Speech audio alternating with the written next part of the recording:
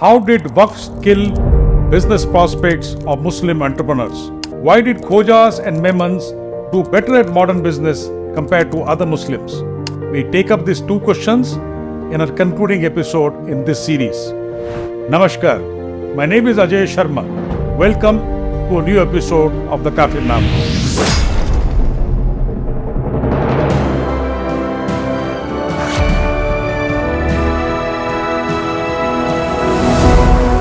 In our previous episode, we indicated that Muslims try to bypass Islamic inheritance laws by transferring their assets to a family waqf. Why did the Muslims choose family waqf?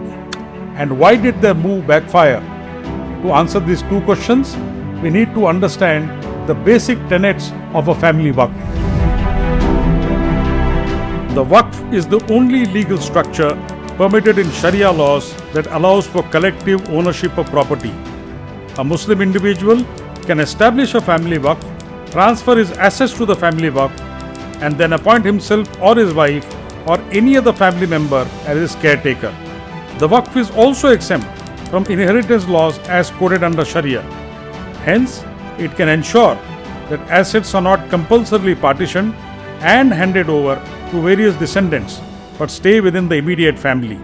Unlike Islamic inheritance laws that define who is entitled to receive a person's inheritance, the founder can nominate beneficiaries of his choice that would receive income from the family waqf. Also, unlike partnerships or other business structures, a waqf is deemed to exist in perpetuity. So, in theory, a family waqf sounds like a neat arrangement to bypass Islamic inheritance laws, but in practice, it is not so, as Muslims soon realized. The only asset that can be transferred to a waqf is real estate.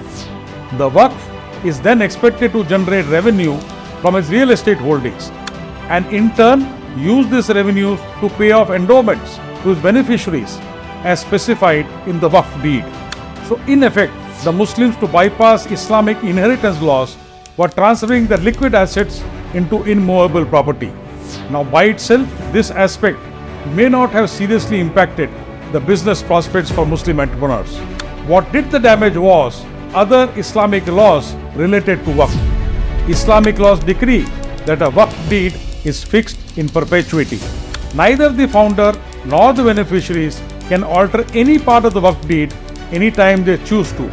So the real estate holdings that belong to a waqf can neither be sold to finance a new business venture, nor can they be put to any new use like setting up a factory, even if the founder and his beneficiaries want it unanimously. The inference is obvious. By using family waqfs, Muslims had managed to bypass inheritance laws, but in the process of doing so, they had shut the door on themselves and their descendants to use the family wealth for business ventures. So the big question that arises is, if Muslim inheritance laws played such havoc, how did the Khojas and Memons manage to succeed in modern business? What was different in the case of these two communities? Well, the Memons and the Khojas are both converts to Islam from a 2000-year-old Hindu business community called the Luhanas, who in turn claim descent from Bhagwan Sri Ram's son Laud. But these two communities converted at different points of time. So while Khojas are Shias, Memons are Sunni Muslims. But they shared one thing in common till the early 20th century. The British had exempted both the communities from the application of Islamic inheritance laws. So in fact, the British used Hindu inheritance laws for Memons and Khojas. Why is that? Both these communities continued to follow the Hindu practice of joint family ownership of assets and other such practices, even after their conversion to Islam. Some Khoja and Memon families did object to the British using Hindu inheritance laws to judge their cases. So in 1920, the Kachi Memon Act was passed that allowed the application of Muslim inheritance laws to any member of the Memon community should he specifically choose to do so. But the overall exemption from Muslim inheritance laws to these two communities continued. Here is a glimpse at how obscenely disproportionate the business success of these communities was compared to other Muslims. Just to clarify, researchers call 4 Muslim communities who were allowed the use of traditional inheritance laws by the British as non-conforming Muslims. This included Memons, Khojas, Bohras and Gadesias.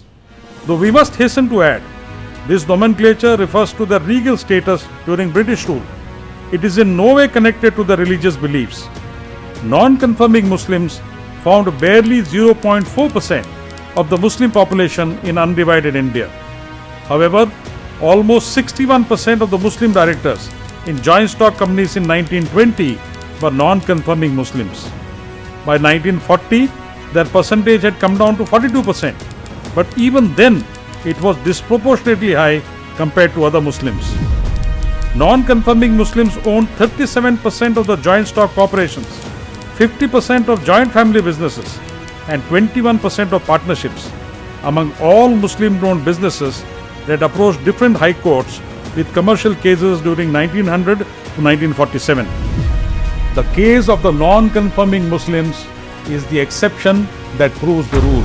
The disproportionate success of non-conforming Muslims clearly indicates that Islamic inheritance laws were not well aligned to the needs of modern industry. And conversely, the Hindu inheritance laws were perfectly suited to succeed in business, even when the form changed from traditional enterprise to modern industry. Mirza Dilawar Hussain Ahmad, the first Muslim graduate of Calcutta University and an Indian civil servant, saw this distinction firsthand when he worked as the Inspector General of Registration in Bengal. Here is what he said: if we compare classes governed by particular customs with classes forming the general body of Mohammedans, we find that Memons and Khojas, for instance, are advancing in wealth and position, while the general community is declining. It is clear, therefore, that the Arab or Mohammedan law of succession is unfavorable to the accumulation of capital and the preservation of property. I rest my case here. I hope you like this episode. Please do share it with your friends. Also, subscribe to the Kaafirnama to get regular updates and notifications on any such new series or episodes that we come up from time to time. Jai Bharat!